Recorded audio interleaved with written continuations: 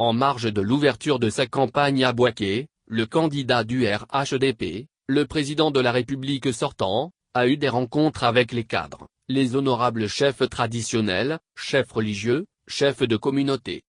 Alassane Ouattara a réitéré que l'élection présidentielle prévue le 31 octobre prochain aura lieu à bonne date et il a mis fin à la rumeur de l'arrivée de Muhammadu Buhari et Nana Akufo-Addo à Abidjan.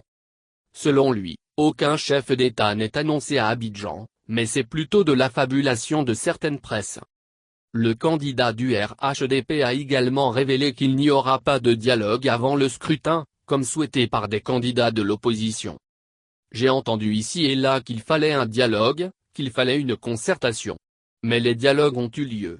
Nous avons eu un dialogue pour mettre en place la Constitution en 2016, nous avons eu un dialogue pour créer la commission électorale indépendante c'est en 2019, nous avons eu un dialogue en 2020, pour mettre en place le code électoral, mais allons aux élections.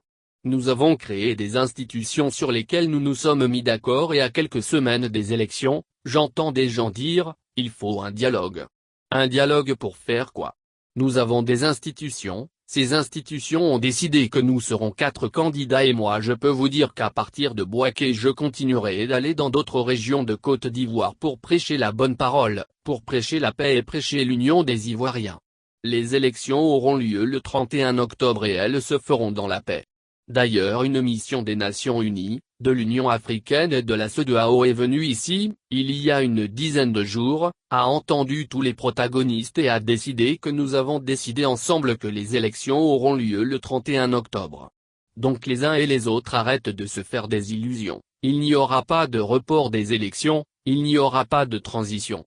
Nous aurons le dialogue et ce dialogue permettra d'améliorer les choses après les élections, si c'était nécessaire mais les élections auront lieu le 31 octobre et les Ivoiriens choisiront en toute liberté, la personne qu'elles considèrent, que les Ivoiriens considèrent comme étant la mieux armée, la mieux préparée pour exercer les fonctions à l'issue des élections et j'espère que cette personne s'appelle Addo. Voilà, je peux vous annoncer que ce matin je lisais dans une certaine presse qu'il y a 2 présidents qui venaient à Abidjan pour nous voir, mais c'est tout simplement de la fabulation. Ces présidents je les ai au téléphone tous les jours, ils ont du travail chez eux, qu'est-ce qu'ils vont venir faire en Côte d'Ivoire où tout se passe bien?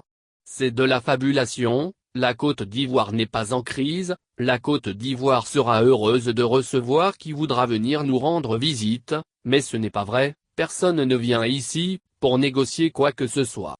Les élections auront lieu et nous devons nous mettre au travail pour que les élections aient lieu le 31 octobre pour que nous ayons une victoire éclatante et sans appel, a déclaré Alassane Ouattara.